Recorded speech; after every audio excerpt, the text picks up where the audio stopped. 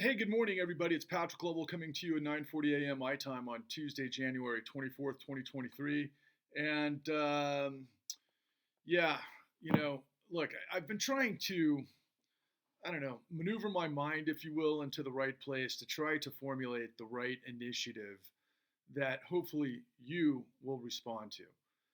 I don't know who's watching this. I don't know why you're watching this. Maybe you're coming at this because I talk about corruption. Maybe you're coming at this because you lost your home to an illegal foreclosure and you want answers. Maybe you found this through watching The Con or The New Untouchables or many other things that I've done through TikTok to bring people's awareness to some of the conversations, not conversations, just the awareness of what's going on in this country. It's absolutely mayhem out there, okay? Everybody is scrambling for different vectors or places where they fit to try to understand this confusing world that doesn't make a lot of sense, but it makes incredible sense. Everybody starts with the one premise that the system is rigged, that the system is corrupt, that somebody in charge knows something and is doing something against your will, whether it's on the right or whether it's on the left. Now, the right is insane at the moment, and they have been for a long time, but I mean over the top. But look, the stuff that's happening right now with the revelations yesterday, for example, and I see this echoed quite a bit, but this guy McGonigal, who was a senior FBI agent, field office in Manhattan, had been it got nailed yesterday, actually arrested at JFK Airport in a sting that might have been something straight out of a, like a Tom Clancy novel, even though it wasn't CIA, it was FBI. But this guy McGonigal was arrested for laundering money for an oligarch, Deripaska, I think is how you pronounce his name, one of the largest Russian oligarchs, for years. And I believe he did this mostly during the Trump time period. But, you know, when you look at that and you look at that in context to, this news on this guy, George, I was about to say Costanza, but it's just so funny, George Santos, because he is the talented Mr. Ripley meets George Costanza. And hopefully most of you understand what that is in reference to. And if you don't, I hope you get a chance to take a look at some of the great work of George Costanza and, quite frankly, the talented Mr. Ripley. But, regardless, the amount of lies that this guy has been engaged in is just absolutely insanity.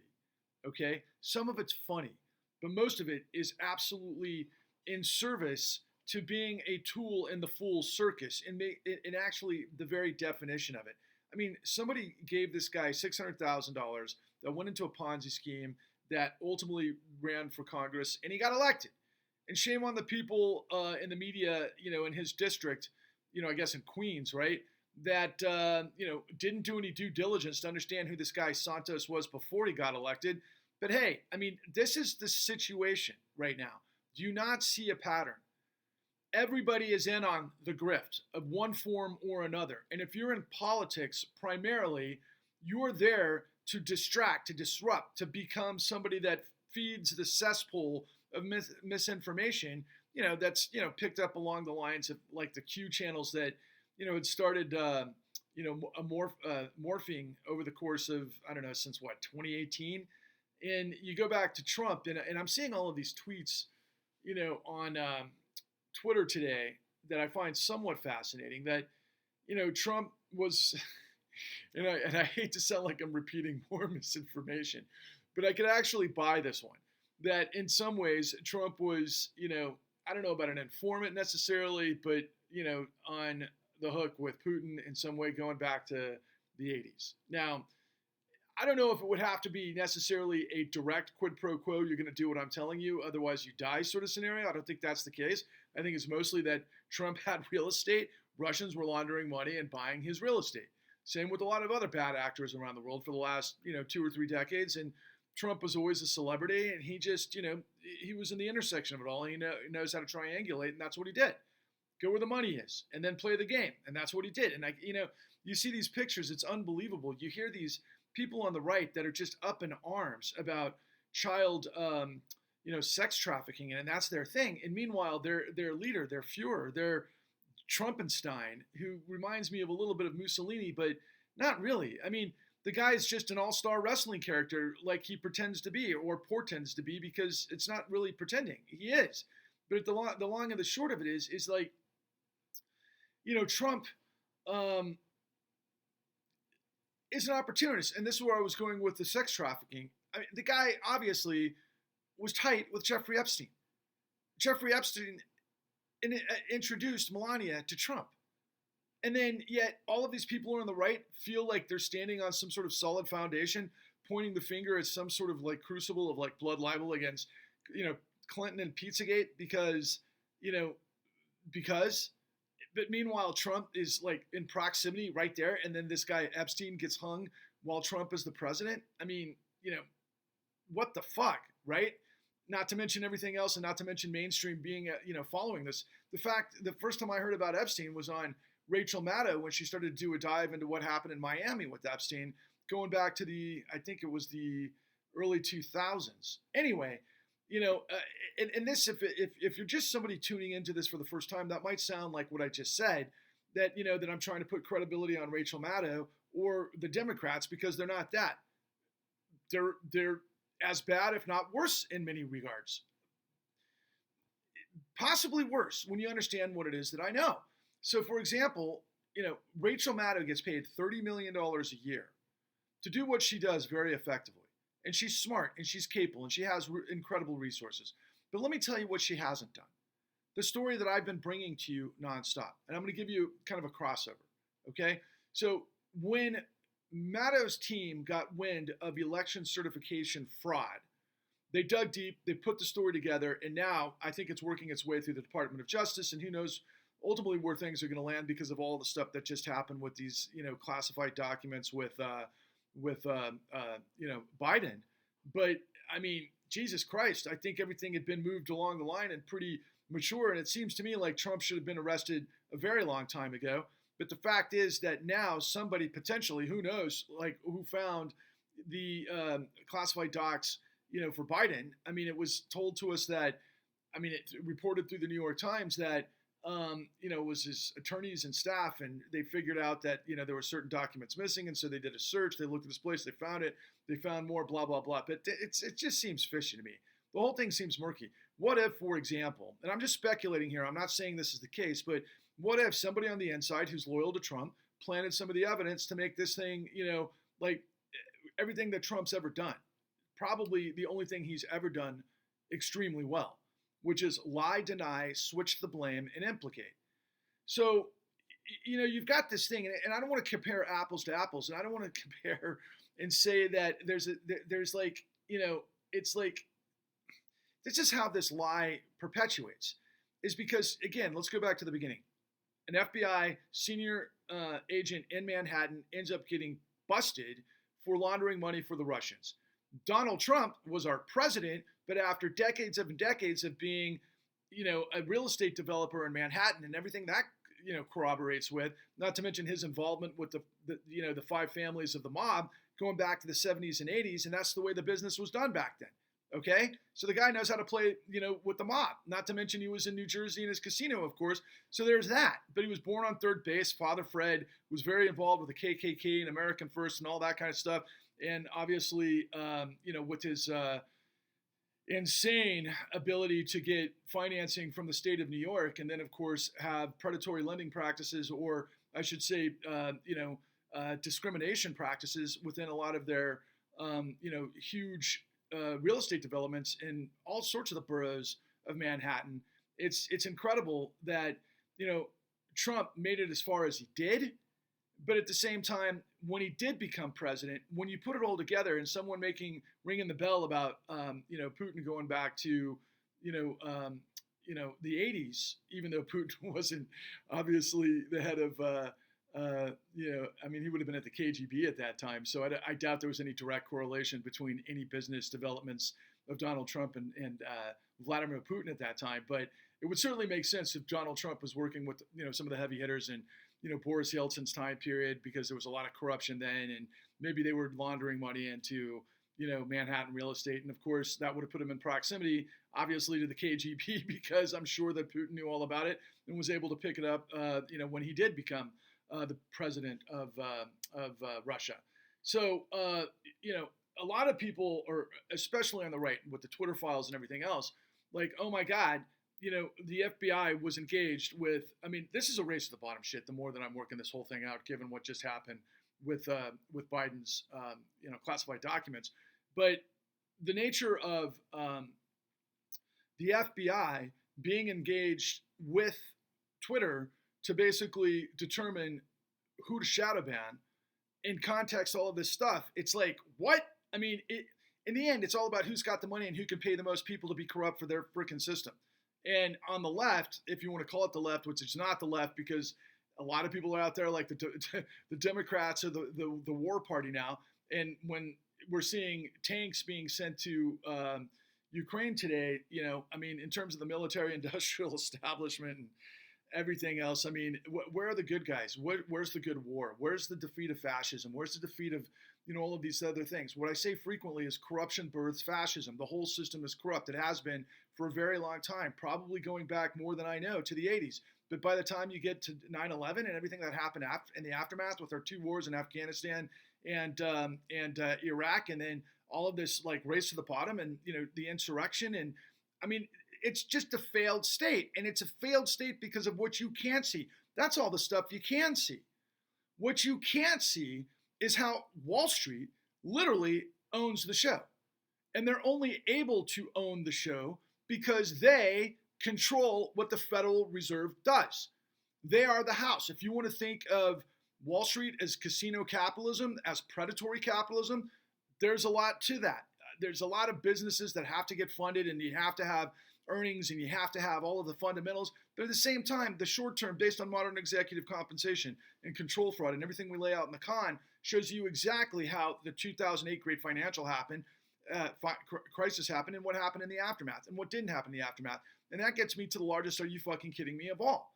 I mean, when I talked about Rachel Maddow earlier in this truth bomb, when I said that Rachel Maddow cherry picks information, and one of the best exemplifications of that is when she was hard on the documentation fraud being used in the elector certifications, of which Giuliani was involved, which is now unwinding at the DOJ, and was part and parcel to whatever the insurrection was deeply immersed in, and had a slam dunk all the way until Biden, you know, gets nailed with the classified documents.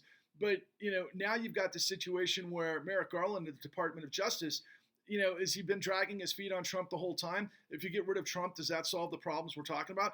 You got to get rid of Trump. There's no question about it. This guy's next level, man. This guy would, you know, I mean, he'd rape and pillage the United States to the nth degree if he got into the presidency again. And we'd have basically a white supremacist state is what we'd have, a Confederate state.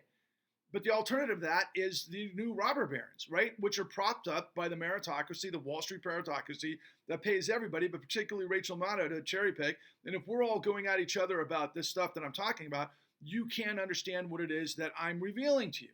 So, for example, Wall Street was bankrupt in 2009. Why were they bankrupt? Because they created the largest criminal conspiracy grift in the history of the world based on the housing market because of what happened after 9/11.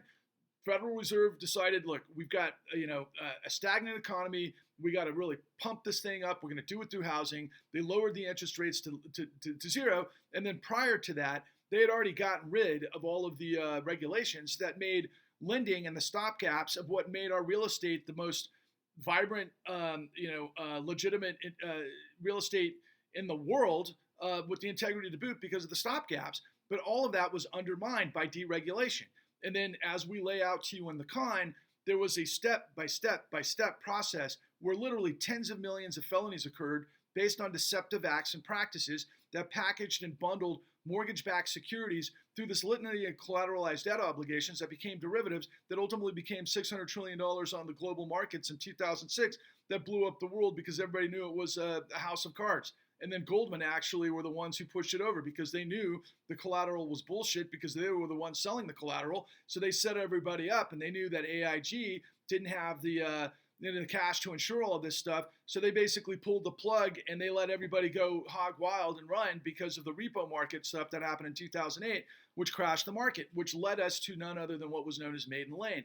Maiden Lane was this emergency stimulus to the Bear Stearns collapse, where the Federal Reserve and the Treasury got together with Chase and all of the bankers, which they call the consortium, which were the biggest 13 banks in our country, and ultimately worked a workaround where, I mean, it's pretty complex and contextual, but they made no risk for Chase actually absorbing, and the Fed incentivized Chase to be able to do it. It took Bear Stearns stock down to zero because Bear Stearns stock was worth zero at that time. But anyway, they morphed it. They supposedly were trying to prevent contagion at that time. But, they assigned Larry Fink and BlackRock to be the administrator of that process, which was coming from what's known as Federal Reserve Act 13.3, which enables the Federal Reserve to provide lender of last resort liquidity to whatever we need to do to be able to keep the nation afloat. But what I'm continuously telling you is because there was tens of millions of felonies, that there were liars loans, that there were liars collateral, that there were liars,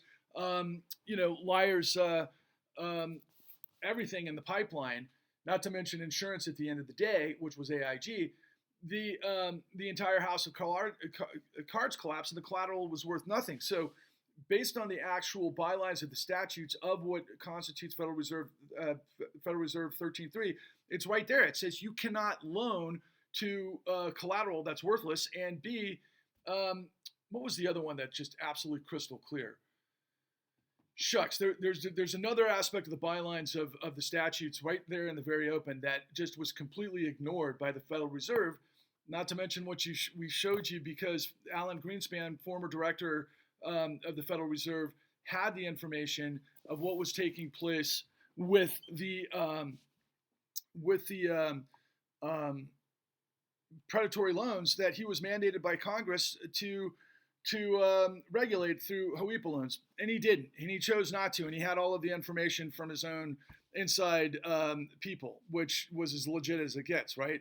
So they fostered the bubble, and then the Fed fostered the bubble, and then when it collapsed, they were there to pick it up, and it was all predicated on lies. And then in the aftermath, what we end up with is that the courts literally got in line with the financial system, who was paying the bills because we had emergency liquidity pumped into the system, also through quantitative easing, that enabled the primary dealer brokers, who are the biggest banks, systemically important banks in the world, to basically play all of these hyenas sort of servicing and foreclosure mills and other actors to basically lie, steal, and cheat their way to getting these homes and getting insurance. And that was the thing. And tens of millions of people got blown up.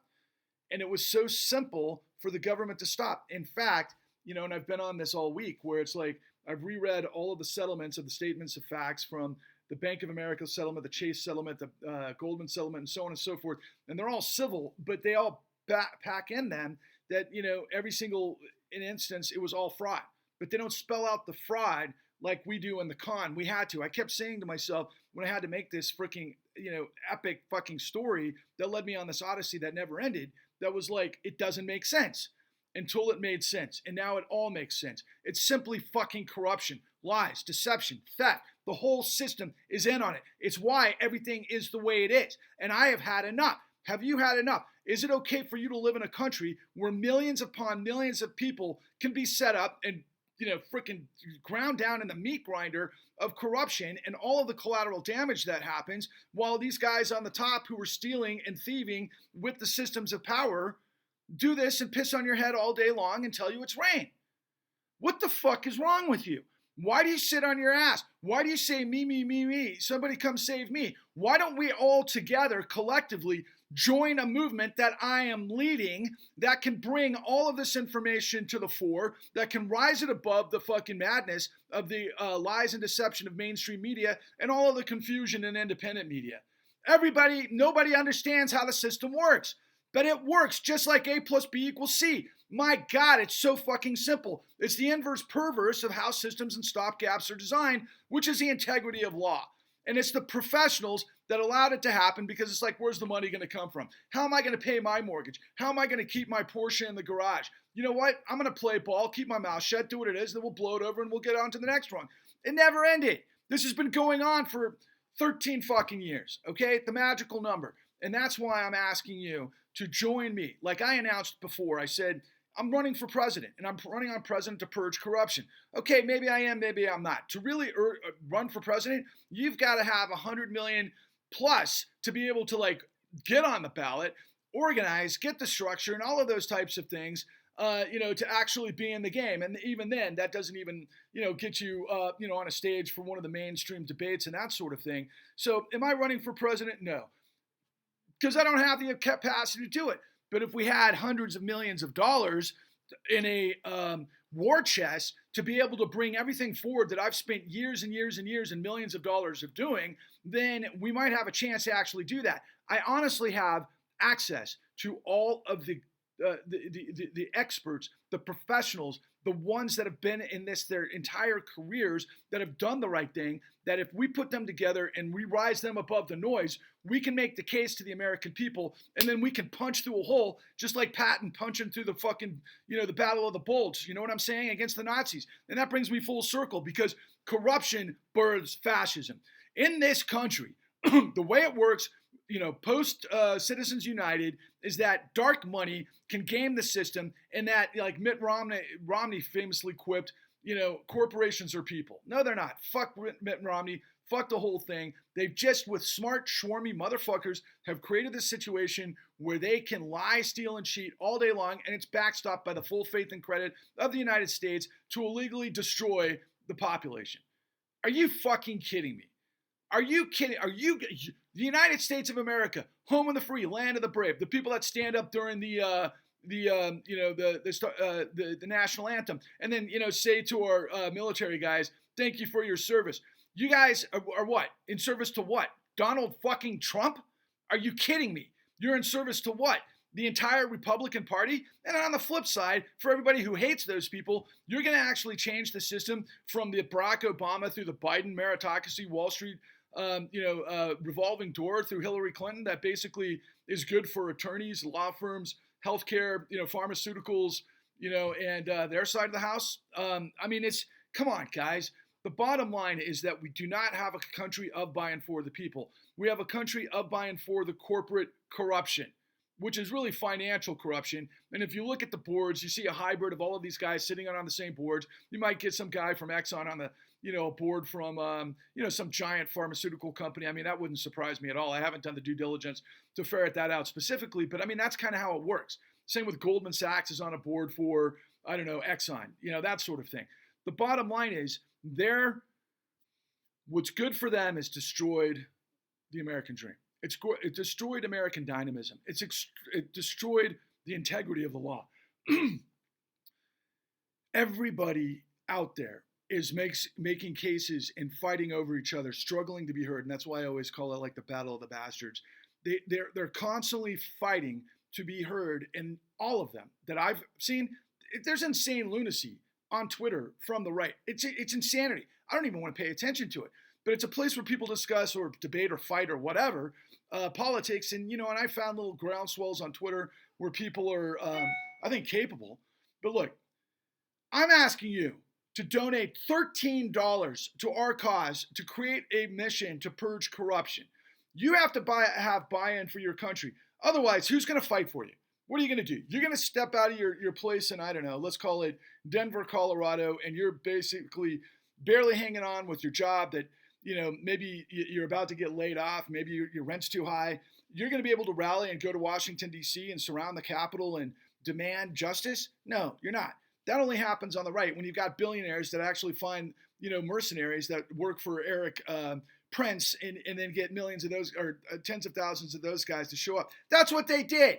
Why isn't the January 6th investigation committee giving us that? They want to hang the whole thing on Donald Trump. Okay, Donald Trump is definitely the centerpiece of it, all things considered. But the long and the short of it is he's just a tool in their full circus. For everybody that wants, the billionaire low taxes where they can control everything, where they can have, basically the government work for them, and the government is their own thing, which isn't democracy. That's what the Koch brothers have been doing for decades. Anyway, fuck it. I can go on and on and on. I don't know if I've inspired you. I don't know if I'm capable of, getting through to your head that we're the guys who've got the answers and the know-how and the people to do it. I just need you to be able to support us to help yourself, because that's how this thing's going to have to work. I don't see any other pathway. I honestly don't. Anyway, thanks for listening. I hope that you'll consider joining the cause, spreading the word, getting everybody to understand that this guy, Patrick Lovell, is the guy who's got the tools, the answers, and the know-how, and the access to the people who can turn this thing upside down, and he's willing to fight. He's willing to blast through this, just like we've always done in the United States, just like the founding fathers were able to fight against the tyranny of King George III, just like Abraham Lincoln in the North were able to rally and basically defeat the South, just like we were able to rally to defeat fascism, just like we were able to rally and defeat, rise civil rights. I mean, come on. There's good and evil, but the bottom line is this is not a passive activity. I am not, Martin Luther King, and nor am I Gandhi. Those guys operate in a level that I never could or could imagine. So it's a judgment call on your part. What I am is a guy who gets to understand how things work, and when I understand the truth, I will stop at nothing to beat evil. That's who I am. I am tenacious. I am relentless. I am a guy that doesn't care about anything I should look over my shoulder of. And it's not because I'm independently wealthy, and it's not because I live free. I'm sacrificing more every single day. I'm like fucking Tarzan trying to pull off my life while at the same time trying to get this message through to you. If we don't do it, the people, nobody's going to do it. Okay? You got to have somebody who's got the knowledge in the information. That's who I am. I'm asking you for a $13 contribution to save the United States. We can purge corruption. That's what it's all about. Onwards and upwards.